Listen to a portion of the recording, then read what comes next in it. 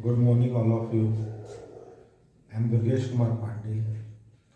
Class, today I am going to explain a chapter, and the name of this chapter is Emergence of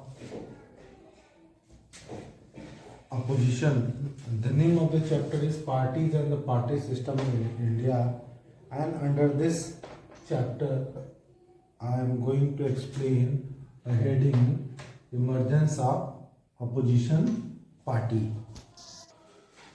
Class, after the independence, there is a one Congress party which which was in the dominance, but Congress के अलावा भी there are lots of parties ना. आज़ादी से पहले ही ऐसा नहीं कि हमारे यहाँ अपोजिशन पार्टीज नहीं थी. There are lots of political parties before the independence and after the independence we are looking. आप किसी भी कंट्रीज़ की तुलना में आप कंपेयर कर लो, इंडिया में आज़ादी से पहले और आज़ादी के बाद बहुत सारी अलग अलग वैरायटी की और अलग अलग आइडियोलॉजी की अपोजिशन पार्टीज़ थी.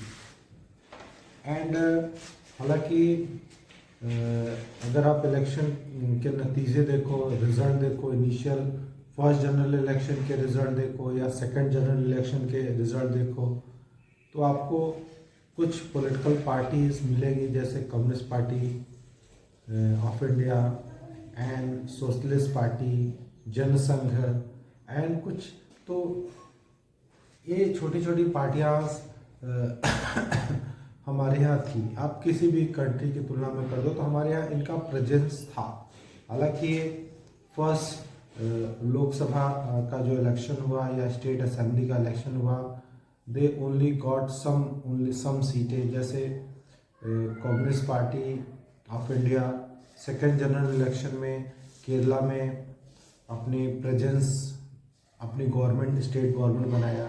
नेशनल कांग्रेस है, national conference Jammu and Kashmir में था. एंड सोशलिस्ट पार्टी जिसको लगभग 10% वोट थे, सीट हालांकि उसके कम थे, 3% सीटें थी. तो अदर पॉलिटिकल पार्टीज़ का जो है अस्तित्व हमारे यहाँ था. क्लास, तो क्लास इन छोटी छोटी पार्टीज़ ने जो 50 और 60 का एरा था उसमें बहुत ही इम्पोर्टेंट रोल प्ले किया. एंड क्लास की जो आज की जो पार्टीज़ हैं जैसे Samajwadi party, Bahujan Samajwadi party and Janata Dal, secular Janata Dal, United, जो आज की जो तमाम पार्टियां हैं वो अपना रूट कहीं न कहीं इन्हीं अपोजिशन पार्टीज़ में खोजती हैं. जैसे भारतीय जनता पार्टी अपना रूट जो है जनसंघ में खोजती है. Janata Dal, United Janata Dal, secular, Samajwadi party, ये सब अपना रूट जो है सोशलिस्ट पार्टी में खोजती हैं. तो जो 15 एंड 16 के एरा में जो अपोजिशन पार्टीज़ थी, उन्हीं से आज की जो बड़ी बड़ी पार्टीज़ आपको दिखती हैं वो सब निकल करके आई हैं. तो क्लास जो 15 एंड 16 का जो एरा था उसमें ये जो अपोजिशन पार्टीज़ थी इनका रोल बहुत ही इम्पोर्टेंट था. ये जो हमारे यहाँ पॉलिटिकल सिस्टम था उसको डेमोक्रेटिक बनाए रखती थी. ठीक है कि वही रूलिंग पार्टी है तो उसका ये समय समय पर आलोचना भी करती थी उनके गलत कार्यों का. Means they check and balance. जो रूलिंग पार्टी को ये जो छोटी छोटी अपोजिशन पार्टी हैं उनको चेक एंड बैलेंस भी करती थी. उनको अच्छी गाइडेंस भी अवेलेबल कराती थी अपोजिशन पार्टीज. तो सिस्टम डेमोक्रेटिक बना रहता था. इसके अलावा क्लास जो कांग्रेस पार्टी थी उसमें भी जो डिफरेंट फैक्शंस थे उन पे भी इनका असर था. और कई बार ये उसको चीज़ों को बैलेंस में भी किया करते थे. तो अपोजिशन पार्टी जो छोटी छोटी थी वो कुल मिलाकर के चीज़ों को डेमोक्रेटिक बनाए रखती थी. और कांग्रेस के अंदर जो है पावर बैलेंस है उसको भी जो कांग्रेस के अंदर जो सिस्टम था उसको भी कई बार बैलेंस किया करती थी अपोजिशन पार्टीज। और इन जो छोटी छोटी अपोजिशन पार्टीज़ हैं वो रूलिंग पार्टी को तो चेक और बैलेंस करती ही थी, साथ साथ कांग्रेस के अंदर जो तमाम फ्रैक्शन है उन पर भी अपना प्रभाव डाल करके चीज़ों को बैलेंस करती रहती थी और सिस्टम को एंटी डेमोक्रेटिक होने से बचाती थी। ठीक है, this party also groom the leader who were to play a crucial role in the shaping of the country. और इन पार्टी ने हमारे देश का जो हमारे देश के जो नेशन बिल्डिंग का काम था उसमें इन अपोजिशन पार्टी ने भी सपोर्ट किया। बहुत सारे ऐसे लीडर थे हमारे यहाँ जिनको इन अपोजिशन पार्टी ने सपोर्ट दिया और उभारा, जैसे जयप्रकाश नारायण, राम मनोहर लोहिया जैसे नेताओं को इन अपोजिशन पार्टीज़ का ज़बरदस्त सपोर्ट रहा, जो हमारे नेशन बिल्डिंग में एक तरह से सपोर्टिव हुए class. In the early year there was a lots of mutual respect between the leader of the Congress and those of opposition।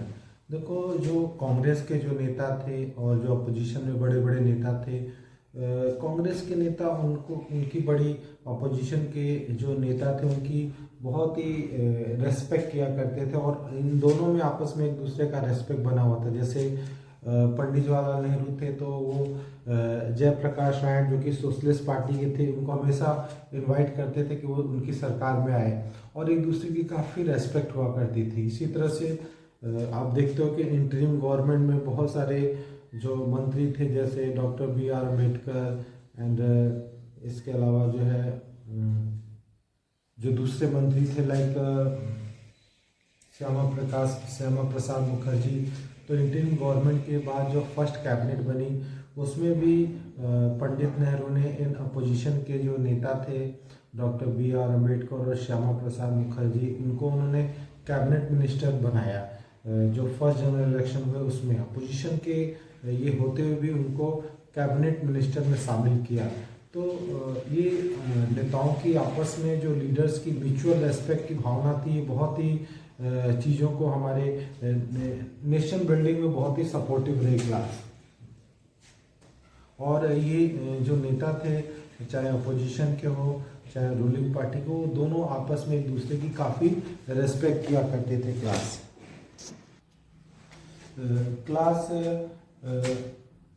अब देख रहे हो कि जो कांग्रेस का जो नेचर था, inclusive character of the national movement के दौरान जो है तमाम सोशल ग्रुप्स को, तमाम सोसाइटी के तबके को, जैसे lower caste, upper caste, landless labour, जमींदार, वर्कर्स एंड मिल ओनर, सब कांग्रेस से जुड़े हुए थे। समाज का अलग अलग तबका जो है कांग्रेस से जुड़ा हुआ था।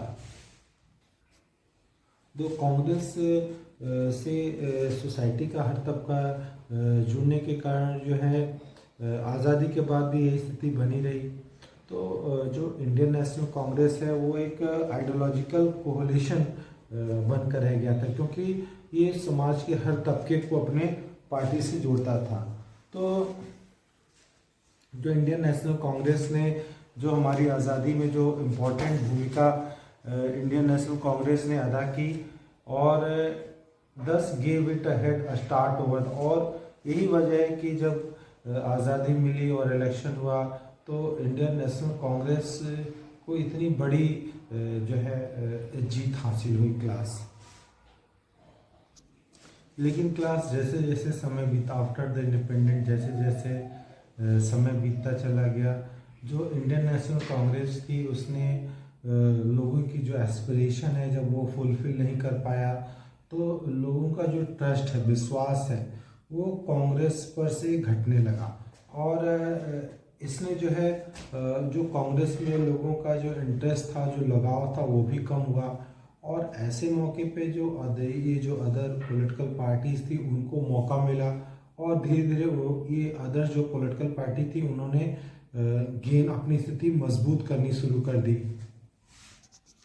तो जो शुरू का जो फर्स्ट डेकेड था, पहला दशक था आज़ादी के बाद का, उसमें कांग्रेस की डोमिनेंस थी। लेकिन जैसे जैसे इंडियन नेशनल कांग्रेस लोगों के एस्पिरेशन फुलफिल करने में नाकाम रही और तो दूसरी अपोजिशन पार्टीज़ को मौका मिला और धीरे धीरे वो उभर करके सामने आई।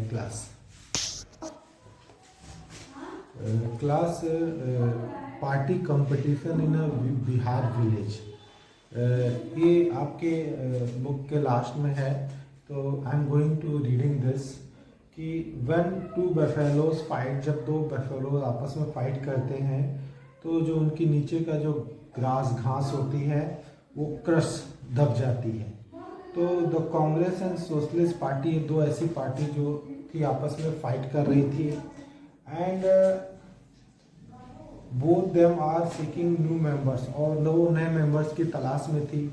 और इसका नतीजा क्या हुआ कि the poor people will be ground between the two grand stone. और ये जो कांग्रेस पार्टी और सोशलिस्ट पार्टी में जो घमासान चल रहा था, उसके बीच में जो जमीन पे लोग थे वो जनता थे, जो उसमें बुरी तरह से उनको नुकसान हो रहा था। तो बिहार में जो कांग्रेस पार्टी और सोशलिस्ट पार्टी के बीच में जो राइवल्टी थी, उसकी वजह से जो आम जनता थी उसको नुकसान हो रहा था क्लास। एंड तभी किसी ने बोला कि समवन रिप्लाइज दैट कि no, the poor people not be crush, जो गरीब लोग हैं उनका नुकसान नहीं हो रहा है, इनफैक्ट दे विल बेनिफिटेड। वास्तव में जो गरीब लोग हैं उनको फ़ायदा हो रहा है। क्यों? क्योंकि the thing are not accompanies by one party alone. मतलब देखो, एक पार्टी लोगों की सारी ज़रूरतें पूरी नहीं कर सकती, लेकिन ये दोनों पार्टीज़ के जो राइवल्टीज़ हैं, कंपटीशन है कि कौन अच्छा करेगा उनके बीच, तो इससे लोगों के लिए अच्छा करने के लिए जो उनके बीच में कंपटीशन है, इससे लोगों को फ़ायदा है। तो पीपल्स को बेनिफिट ओनली व्हेन की जब दो पार्टीज़ के बीच में राइवल्टीज़ होगी कि कौन बेटर करेगा और लोगों के लिए अच्छा करेगा। तो एक्चुअली दो पार्टीज़ की राइवल्टी से पब्लिक को बेनिफिट हो रहा था। Class, the news of the socialist party meeting has educated the Santhal. जब सोशलिस्ट पार्टी की जो मीटिंग हो रही थी, तो इससे जो संथाल पीपल्स थे वो बहुत ज़्यादा विद्रोह की हालत में थे। The news of the opening of the hospital has not made much impression on them, nor did they have bother about much about the fight and quarrels or the friendly gathering of the villagers। मतलब जो Santhal peoples थे उनको इससे बहुत ज़्यादा फर्क नहीं पड़ा कि एक नया अस्पताल खुल रहा है, ठीक है, और वो इसको भी लेके चिंतित नहीं थे कि क्या लड़ाई हो रही है, क्या झगड़े हैं, और जो गांव वालों की फ्रेंडली गैदरिंग हो रही है, इससे उनको कोई मतलब नहीं था। But this meeting was for the tiller of the soil. लेकिन ये जो मीटिंग हो रही थी वो किस लिए थी? वो जो खेतों में काम करने वाले मजदूर थे उनकी हो रही थी, ठीक है। To whom does the land belong? और मुद्दा क्या था कि लैंड किससे बिलोंग करता है, ठीक है। टू द टिलर, क्या टिलर जो लोग उस पर खेती बाड़ी कर रहे हैं उनसे बिलोंग करता है। ही हु टिल विल सो, और जो खेती बाड़ी कर रहे हैं, ठीक है। He who so will harvest, और जो बुआई कर रहे हैं वही काटेंगे। तो he who work will eat, जो काम कर रहे हैं वो खाएंगे। व्हाट में कालीचरण लेक्चर, कालीचरण यह लेक्चर दे रहा था जो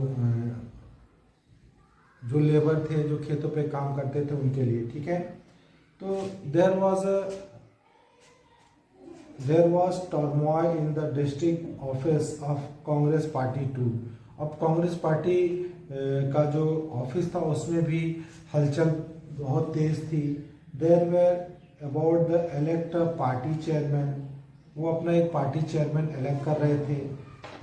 देयर वेर 4 कैंडिडेट, जहाँ पर 4 कैंडिडेट थे. ठीक है, 2 real containers and 2 dummy candidates. 2 मजबूत दावेदार थे इलेक्शन में और 2 कमज़ोर दावेदार थे. It was a contest between the Rajput and Bhumihar. Rajput और भूमिहारों के बीच में कंपटीशन था. द वेल्दी बिजनेसमैन और जो जमींदार थे इन दोनों ही कास्ट के, were crushing all over the district in the their motors campaigning. मतलब प्रचार प्रसार में जो है जो भूमिहार हैं, ब्राह्मण हैं, इन दोनों ही तबके के जो जमींदार हैं, पैसे वाले लोग हैं, वो कंपेनिंग के लिए उतरे थे क्लास. और इन दोनों ही पार्टी में काफ़ी जो है कंपटीशन था क्लास.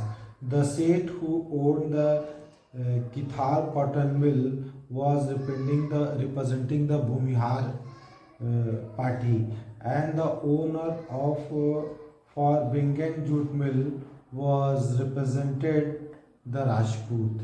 ठीक है, तो इन दोनों पार्टीज में कंपटीशन थी क्लास. तो क्लास फणीश्वरनाथ रेणु का जो ये महिला आंचल जो नॉवेल था इसी से लिया गया है. और इसमें आप देख रहे हो 2 पार्टीज, सोशलिस्ट पार्टीज और कांग्रेस पार्टीज के बीच में राइवल्टीज है. और निश्चित रूप से इसका कुछ न कुछ बेनिफिट पीपल्स को मिलेंगे. क्लास नाउ क्लास जो फर्स्ट इंटरिम गवर्नमेंट थी एंड जो उसके जो मेंबर्स थे उसको आज डिस्कस करते हैं. देखो, जो नेहरू की कैबिनेट थी class in 1948 the interim government which was set up and Pandit Jawaharlal Nehru was become the prime minister and C. Rajgopalachari become the governor general in 1948. And in this interim government, from left to right, page number 42, you look this figure, page number 42. If you are looking, these are the member of the interim government, and the name of this from left to right is Rafi Ahmed Kidwai, Baldev Singh, Maulana Kalam, prime minister Nehru, Chakravarti Rajagopalachari, Sardar Vallabh Bhai Patel, Rajkumari Amrita Kaur, and mister John Mathai and Jagjivan Ram. You are looking this image from this one to this one. Okay class, this is Amrita Kaur and Sardar Vallabhbhai Patel, and this one is C. Rajgopalachari, Pandit Jawaharlal Nehru, Maulana Abul Kalam Azad, and Baldev Singh and Mr. Kidwai. And the last one, this one is Babu Jagjeevan Ram. From these are the leaders, and standing from left to right, Mr. Gadgil, Mr. Mukerjee, Dr. Ambedkar, Syama Prasad Mukherjee, Mr. Raj Gopal Sawai Iyengar, and Mr. Jairam Dalutaram. Okay, these are the leaders standing in upper sides. Okay class, तो ये please learn the name of this leader. This is also coming in your examination, who are the member in the जो interim government के कौन कौन से member थे उस पर एमसीक्यू बन सकते हैं class there are lots of small parties after the independence like Communist Party of India, Socialist Party, स्वतंत्र पार्टी, जनसंघ. तो class I want to give some details of the small parties like Communist Party. The Communist Party was come into exist on the Russian Revolution, and the idea of socialism spread all over the world. And obviously, our country was also under the influence of socialist, and the Communist Party of India was set up in India. And after the independence, the party thought that they transformed the power in 1947. और जो communist party के हमारे जो leader थे उनमें A.K. गोपालन, ऐसे Dange, EMS Namboori पाल, PC Joshi, Ajay Ghosh और P. Sundarayya were the among the notable leader of Communist Party of India. और 1964 में कम्युनिस्ट पार्टी डिवाइड हो जाती है प्रो चाइना और प्रो कम्युनिस्ट बेसिस पे. जो प्रो चाइना प्रो सोवियत जो थे वो CPI के नाम से जाने गए, एंड जो प्रो चाइना थे वो CPI-M के नाम से जाना गया. और आज तक जो कम्युनिस्ट पार्टी जो टूटी है, ये दोनों पार्टी का अस्तित्व है क्लास. शुरू में कम्युनिस्ट पार्टी कांग्रेस के साथ ही काम करती थी, but after the independence communist party ने इलेक्शन लड़ा. 1952 के फर्स्ट जनरल इलेक्शन में 16 सीट गॉट करके वो लार्जेस्ट अपोजिशन पार्टी के रूप में आई. एंड ये जो पार्टी है कम्युनिस्ट पार्टी ऑफ इंडिया, इसका consultation basically Andhra Pradesh, waste Bengal, Bihar और केरला तक रहा है क्लास. देखो क्लास जो सेकेंड मोस्ट पार्टीज अपोजिशन में थी, जैसे भारतीय जनसंघ, जो आज की भारतीय जनता पार्टी है, देयर रूट, उसका रूट जो है आपके भारतीय जनसंघ में है. तो क्लास इन भारतीय जनसंघ जो थी फर्स्ट 1952 में उसको 3 सीटें मिली, 1957 में उसको 3 सीटें मिली और धीरे धीरे उसकी संख्या बढ़ी क्लास. और ये भारतीय जनसंघ बेसिकली आरएसएस और हिंदू महासभा से जुड़ी हुई थी. एंड नाउ आज जो है भारतीय जनसंघ ही जो है भारतीय जनता पार्टी के रूप में अब हमारे बीच में है. Class some important leaders are Bharatiya Jansangh was Deendayal Upadhyay, and Shyama Prasad Mukherjee was the founder of Jansangh, and Balraj Madhok, and are these the prominent leader of Bharatiya Jansangh. और ये भारतीय जनसंघ ही भारतीय जनता पार्टी के रूप में निकल करके सामने आई क्लास. नेक्स्ट जो अदर पार्टी थी Swatantra party. Swatantra party was form in August 1959 after the Nagpur resolution of Congress which called for land ceiling, take over the food grain from trade by the state and adoption of cooperative farming. मतलब जो socialist ideology था उसके against थी Swatantra party. Swatantra party favour the free market economy, वो capitalism system को ज़्यादा promote करती थी. राज्य का इकोनॉमिक सिस्टम में जो इंटरफेयर हो कम से कम हो class. And C Rajagopalachari was the founder of this Swatantra party. तो class in this chapter we discuss the different political parties और कांग्रेस की डोमिनेंस जैसे ही ख़त्म होती है जो अदर्स पार्टीज़ हैं वो भी धीरे धीरे ग्रो करते हैं और फिर बहुत सारी पार्टीज़ डिफरेंट आइडियोलॉजी के साथ आगे बढ़ते हैं क्लास, जिसमें Bharatiya Janata party is the dominant now in the current time.